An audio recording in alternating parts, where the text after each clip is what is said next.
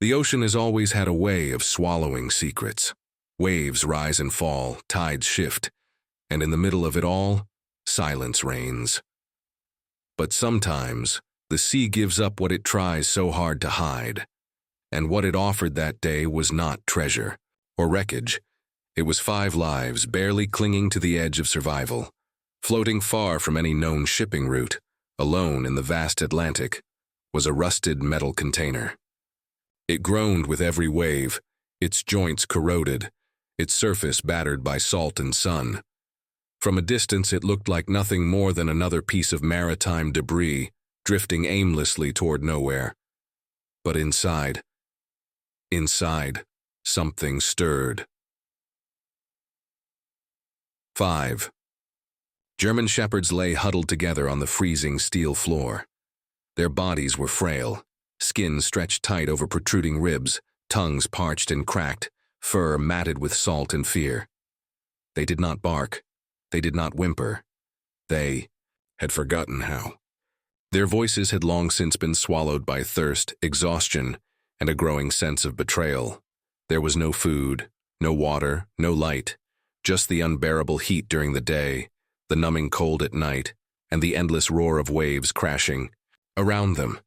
They curled into one another not out of comfort but necessity. Their only warmth was each other, their only hope, a miracle. One dog, older than the rest, still wore a collar. Its leather was frayed and waterlogged, but a name could just barely be made out. Rocco. He had tried, oh, how he had tried, to keep the others alive, licking their wounds, sharing what little warmth he had, barking until his voice broke into silence. But now even Rocco's eyes were dim, flickering between memory and surrender. They were ghosts in a floating graveyard, forgotten, disposable, lost. And then something broke the silence, a low hum at first, almost drowned out by the wind. Then, mechanical thrum, louder, closer. It was a U.S. Marine patrol vessel slicing through the ocean on a routine surveillance mission. They weren't looking for anything in particular. Maybe illegal dumping, maybe drifting cargo, maybe stranded sailors. But what they found would haunt them forever. From the deck, a young officer spotted the container.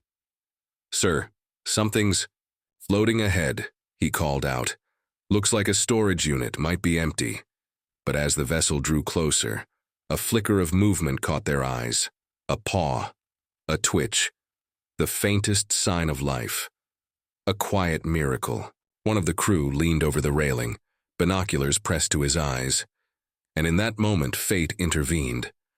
Because the man holding those binoculars was Sergeant David Cole, a Marine with a haunted past and a memory etched in the shape of a German shepherd who once saved his life. What happened next would not only save 5 lives, it would begin a battle for truth, redemption, and the very meaning of loyalty. But in that moment, on the open sea, all that existed was the container, the dogs, and the first breath of hope.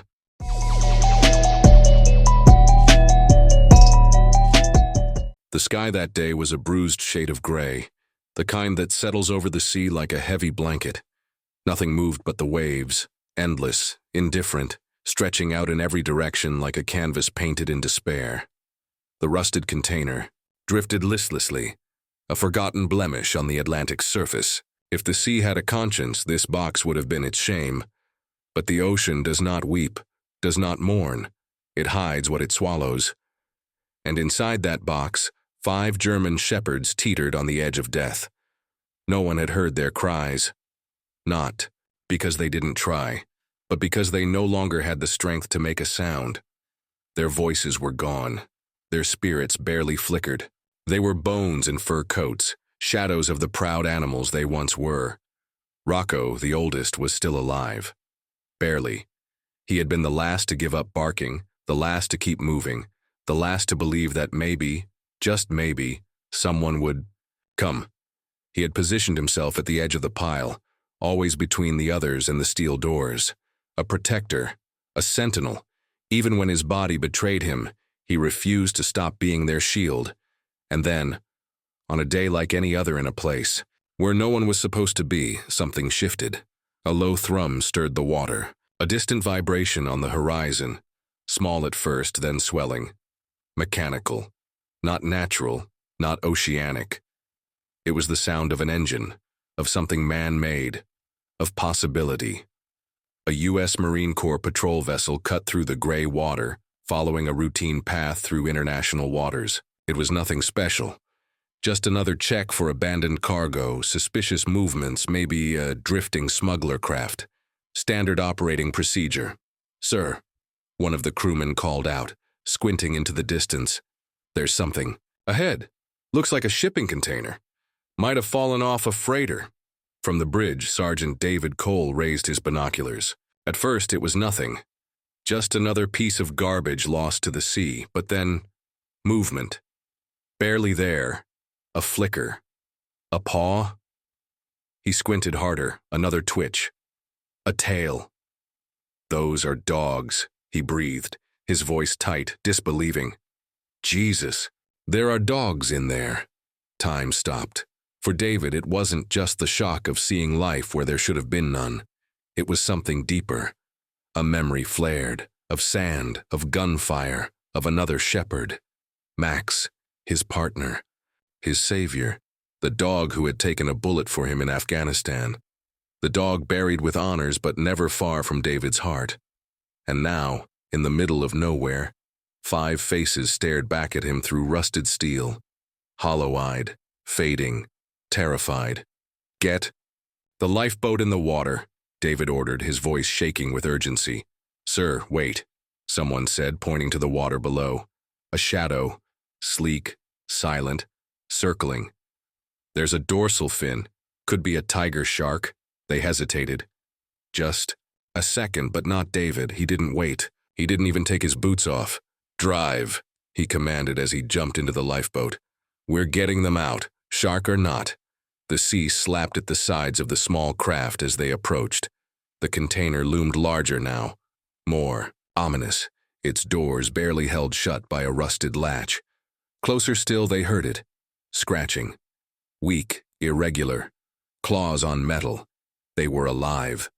David climbed onto the container and broke the latch with a crowbar.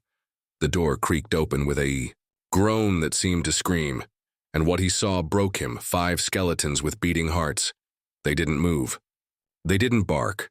They didn't understand. Was this a hallucination? Was this death? They looked at him like ghosts asking a single question. "Are you real?" He knelt down slowly, extended a hand. Rocco, always the first to lead, always the one to believe, inched forward. One paw, then another. Then he licked David's hand. That was all it took. David didn't waste a second. One by one, he lifted them out, as gently as if they were made of glass. They didn't resist. They didn't struggle. They surrendered. Not out of trust, but out of sheer emptiness. But even surrender was a beginning. The lifeboat rocked as he laid them inside. The shark circled below, but the rifles on deck followed its every move. David didn't look down. He looked at the dogs, their ribs, their hollow eyes, their silent gratitude. "You're safe now," he whispered, cradling the last one in his arms. "I promise." Back on the ship, the response was immediate. Emergency blankets, IV fluids, nutrient paste. The medics didn't ask if they were worth saving. They just saved them. They treated them not as animals, but as soldiers pulled from enemy lines. David stayed with them all night. He slept on the floor beside them, letting their heads rest on his chest when they trembled. And when someone finally asked what came next, David didn't hesitate. "I'm taking them home." He didn't care about the questions that would follow. Where did they come from? How did they end up there? Who put them in that container? None of it mattered. Not yet. What mattered was this. 5 souls had been left to die in silence, and someone had finally listened.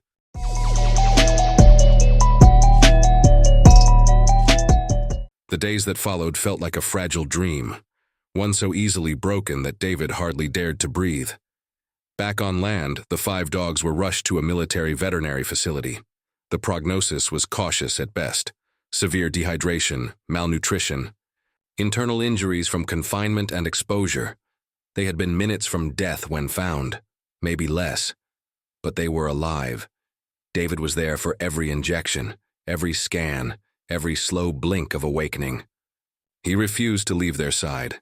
He didn't just feel responsible, he felt connected. There was something unspoken between them, something ancient. Soldiers recognize each other, even across species. At first, they flinched from every touch. They didn't eat unless hand-fed. They startled at the sound of metal. They refused to be separated. Even in sleep, they curled together as if forming a shield no one could break. David rented a truck, drove them to his home in the mountains, a modest cabin nestled between pine and silence. It wasn't big, but it was safe. And for the first time in what must have felt like forever, they had a roof, a floor, clean water, sunlight. He gave them names, not numbers, not labels. Rocco, the oldest, the leader, stoic, watchful, always placing himself between the others and whatever approached. Sasha, the only female, strong yet sensitive, who slept beside. The others like a guardian, yet cried softly in her sleep. Bolt, the youngest, with faint lightning-shaped scars on his hind leg. He limped, but he was fast. Like his spirit refused to be slowed. Ghost, the quiet one who never barked. He moved like smoke, always observing, never afraid, but never quite at ease. Bear, the largest, with soft brown eyes that seemed to ask permission before every action. Gentle despite his size. David didn't train them. Not at first. He didn't issue commands. He offered patience. Food at the same time each day, a warm blanket, a walk when they were ready. And in return, they began to bloom. The first time Sasha wagged her tail, David cried. The first time Bear rolled onto his back for a belly rub, he laughed aloud. The first time Bolt barked at a butterfly, it echoed through the valley like a celebration. The neighbors didn't understand at first. 5 German shepherds was a lot. But then they saw them in the fields, running, playing, guarding the porch like it was the front line of a noble mission. They look like a pack, one neighbor said. Like they've always been together. They have, David replied. They just forgot for a while. His fellow Marines came by sometimes, some to help, some out of curiosity. One leaned over the fence and said, "You could train them, you know. They've got fight in them. We could use that." David shook his head. "They've fought enough. They deserve peace now. But they're elite. You're wasting their potential." "No," David said quietly. "I'm honoring it." They had seen death up close, tasted fear for too long. They had survived something few could even imagine. They didn't owe anyone another war. Still, there were signs.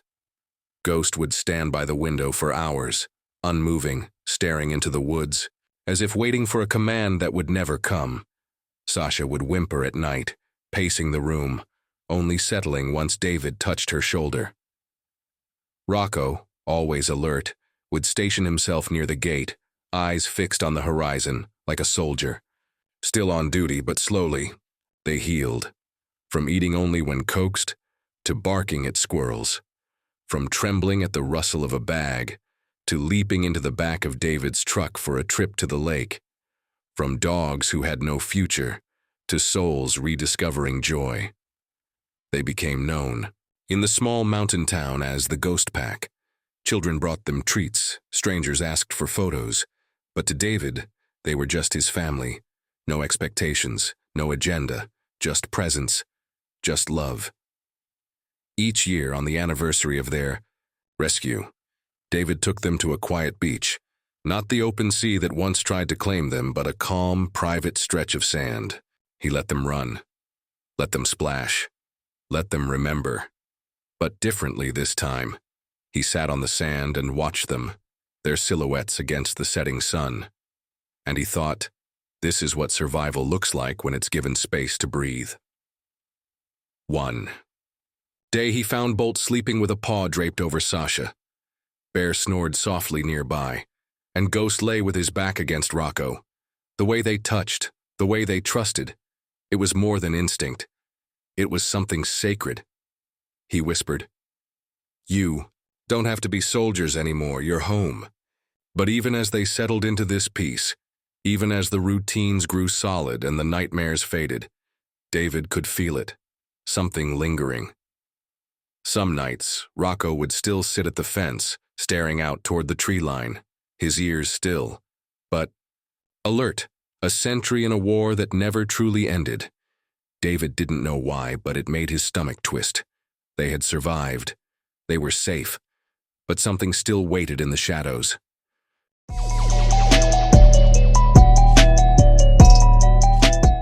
Peace, as it turns out, can be deceptive. For a while, it felt like the world had righted itself. The 5 German shepherds had names now, a rhythm, a reason to wake each day. They had trees to run beneath, sun to soak in, and the kind of silence that healed rather than harmed. But healing doesn't erase the past. At night, when the wind howled a certain way, Ghost would freeze by the door. Sasha whimpered in her sleep, twitching at invisible memories. And Rocco, the strongest of them all, would stare at the horizon for hours, his ears perked, body tense, as if waiting for something that refused to come. David noticed it all. The way their scars weren't just physical. They carried shadows. Fractures. Secrets buried deeper than any wound a medic could treat. And then, one morning, a letter arrived. There was no return address. No postage mark. Just his name, David Cole, written in the kind of neat, deliberate handwriting that felt more surgical than personal. Inside was a single sentence. They weren't abandoned. They were disposed. Alongside the sentence was a photograph, grainy, black and white, clearly taken from an aerial drone. A facility in the jungle, a dog training camp. Satellite coordinates scrawled on the back. In the corner of the photo, tied to a fence, 5 dogs. Familiar eyes, familiar stances, hollow, empty, just like the day David found them. He stared at the image for hours, jaw clenched, fists tight. This wasn't a mistake. This wasn't a case of forgotten cargo. Someone had placed those dogs in that container, shut the doors, pushed them out to sea like garbage, and they had intended for them never to be found. This was no act of negligence. This was an execution. David didn't hesitate. He called in a favor, a contact still buried deep within military intelligence. Someone who owed him from the old days. "What do you need?" The voice asked. "Everything," David replied. "On this facility, coordinates attached, no redactions." 3 days later, a dossier was delivered. Off the books, untraceable, wrapped in a plain envelope. Inside was everything. Project Ghost. Fawn. Operated by a private defense contractor called Argus Protocol. Funded through shadow budgets, unlisted in official records. Their mission: develop canines capable of extreme obedience, specialized for silent infiltration and night-based combat. They weren't training dogs. They were manufacturing weapons, isolation chambers, shock collars, sleep deprivation, obedience to the point of self-destruction.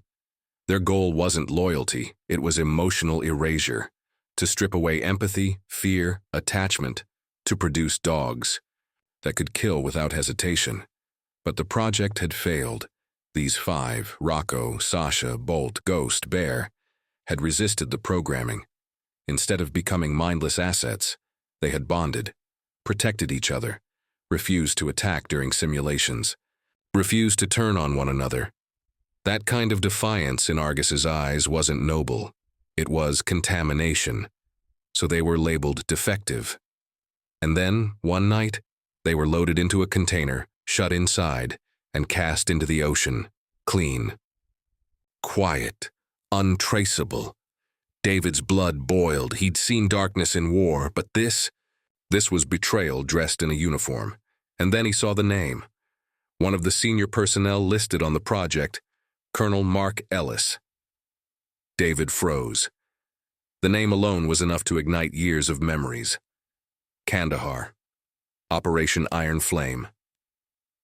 Ellis had been his commanding officer, a man known for results, ruthless, calculating, efficient, a man who once said during a debriefing, "If a dog hesitates because of love, it's a liability. Strip the love, keep the instinct."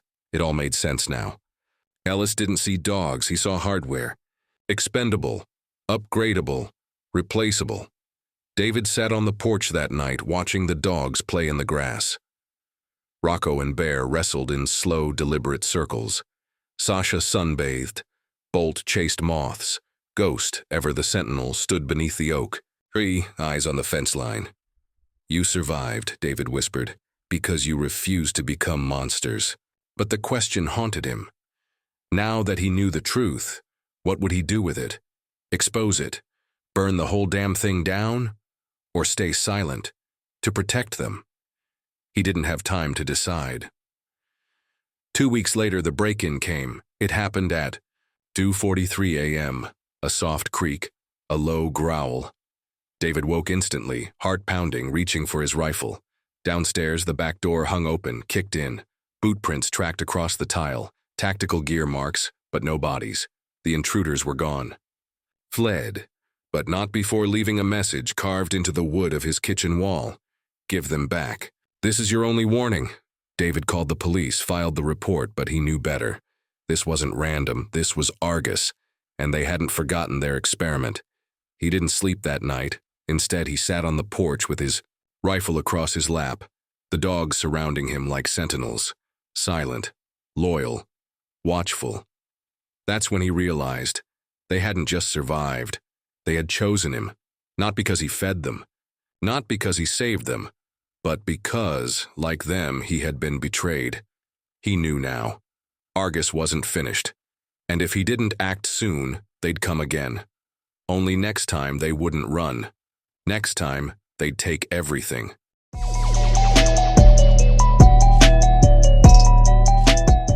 The calm before a storm isn't just poetic, it's dangerous. The air grows too still, the sky too quiet. Even the trees seem to hold their breath. David felt it. The dogs felt it too. Ghost stood at the window, unmoving, eyes locked on the edge of the forest. Rocco sat near the front door, tail still, muscles tight. Sasha, Bolt, and Bear were uneasy, pacing in small circles as if the earth beneath them buzzed with tension. David had fortified everything. Reinforced gates, security cameras, hidden escape routes. But he knew no wall could stop what was coming. Not when the enemy had no fear of bloodshed. 2 days earlier, the warning had come, not in the form of another break-in, but in a phone call. Blocked number, cold voice, and yet unmistakable. "David," the voice said. Calm, precise, familiar. "Ellis. You've got until midnight," he said. "If you don't give them back, we'll take them." David clenched the phone. "If you come near them..." "You'll what?" Ellis cut in, a mocking smile audible in his tone. "You're not military anymore. You're just a man with 5 dogs and a house in the woods. You don't have the power to stop me." The call ended, but the threat didn't. David stared at the wall for hours afterward, not out of fear, but calculation. He didn't care what happened to him, but them. Rocco, Sasha, Bear, Ghost, Bolt. They'd earned their freedom with every breath, and now they were being hunted, so he made a plan. That day, he trained the dogs, not to attack, but to defend. He worked with them as a unit, rehearsing responses, commands, fallback routes. He showed them where to run if things went south, where to hide, where to protect. But in truth, he knew they wouldn't run. They'd stand, just like they always had. The hours crawled. As the sun dipped below the horizon, the house was swallowed in the hush of night. David sat on the porch, rifle in lap, the dogs beside him. Sasha lay on one side, Bolt curled beneath her chest. Rocco rested his head on David's knee. Bear stood at the fence line, massive and still. Ghost kept to the shadows near the back door, his gaze unblinking. David whispered, "I don't know if I can protect you again." Rocco looked up, his body pressing against David's side. No fear, no doubt, just quiet certainty. And then, the first shot. David was on his feet before the echo faded. The dogs snapped to attention, instincts razor sharp. They moved like a unit, a family, trained not by force but by love and shared survival. He ordered, "Stay inside." He moved toward the sound, eyes scanning through the night vision scope. 2 silhouettes appeared at the east perimeter. black-clad, weapons raised, Argus operatives. Their movements were swift, professional, but David had spent a lifetime reading danger. He didn't hesitate. "Go," he barked. Rocco was the first to launch. Like a shadow come to life, he flew through the air, his body colliding with one of the intruders like a sledgehammer. The man hit the ground with a muffled scream. Sasha followed, her jaws flashing white in the dark. Bear plowed forward with surprising speed. Bolt darted around the edges, weaving like lightning. Ghost stayed behind, waiting. David fired a warning shot, one crack into the air. It was enough to make the second man pause, but not retreat. He raised his weapon toward the porch. "No," David shouted. But it wasn't David who saved the moment. It was Ghost. Silent until now, he erupted from the shadows like vengeance itself. Fangs bared, speed unmatched. He tackled the attacker before he could fire, his jaws locking on the man's arm. It was over in seconds. David moved among the chaos, scanning for more. Every instinct screamed that this wasn't it, that Ellis was near, and then, there he was, at the edge of the trees, calm, controlled, rifle in hand, watching. David stepped forward, gun raised. "End of the line, Ellis." Ellis didn't flinch. "You think you've saved them, Cole? They're not yours. They were never dogs. They were prototypes, assets. You're playing house with weapons." David lowered his weapon, not in surrender, but in defiance. "You stripped their names. I gave them back. You gave them pain. I gave them peace. They're not assets. They're mine." A beat. Then Rocco growled. Ellis took a step forward, his voice low, smug. "You're not a soldier anymore. You're just a man clinging to mutts in a house of lies." "No," David said, his voice clear. "I'm the only thing standing between you and what's right." Rocco lunged. Ellis raised his weapon, but he was too slow. Rocco slammed into him, knocking the rifle away. Sasha was right behind, then Bear, then Bolt. Ghost circled to the flank. Ellis hit the ground hard. His plan unraveled. David walked slowly toward him, not to hurt, but to end it. He stood over Ellis as the dogs surrounded them, breathing hard, eyes blazing. "Look at them," David said. "Look at what you tried to destroy." Ellis didn't answer. He didn't have to. The fear in his eyes said enough. David didn't pull the trigger. He didn't need to. They had already won. When the authorities arrived, tipped off by David hours earlier, the story unfolded in layers: the facility, the experiments, the cover-up. Ellis was taken into custody, screaming about assets and loyalty and obedience, but no one listened. The dogs stood beside David, heads high, tails steady. They weren't soldiers anymore. They were home.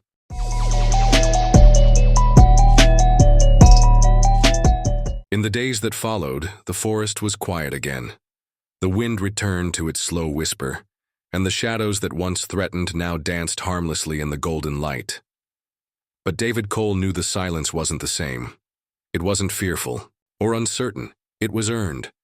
It was the hush that follows survival, the calm after a storm. The cabin stood firm. The gates remained locked. The scars from the attack were still visible: splintered wood, shattered glass, blood on the soil. But inside, something unshakable had been built. Peace. Not the kind handed down through negotiations or guarded by fences, but the kind forged in fire, defended by love.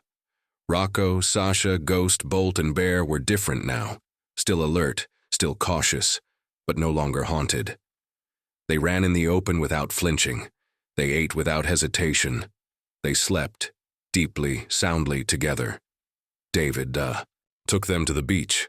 Not the deep sea where their nightmare had begun, but a quiet cove far from tourists or threats. The sky was wide and blue, the waves gentle and kind. They ran. Rocco chased gulls. Sasha rolled in the sand. Bolt dug holes like he was looking for treasure. Bear waded into the shallows with Ghost at his side. David watched from the shore, heart full, eyes misted. They were free. But freedom, he knew, wasn't just for them. Argus protocol was still out there, still experimenting, still discarding lives that didn't conform. David had proof now, documents, testimonies, names, and he had a choice to stay silent and protect his pack, or speak out and risk everything again. He hadn't decided. But as he sat beside the fire that night, the dogs curled around him, he knew this story wasn't over. Not yet. He looked at Rocco, whose eyes still held storms, and whispered, "We did it. But there's more to come, isn't there?" The dog didn't move, didn't need to. The answer was in the stillness, in the loyalty that had survived everything. David stood, heart heavy but sure. The world had forgotten what loyalty meant, but he hadn't. And now, neither would anyone else. To be continued. This is not the end of the story. In the next chapter, David takes his fight beyond the fence, into the courts, the media, the halls of power. But will the truth be enough? Or will the past rise again in a form no one saw coming? Subscribe, share, and stay with us. Because sometimes, the smallest act of love can change the world.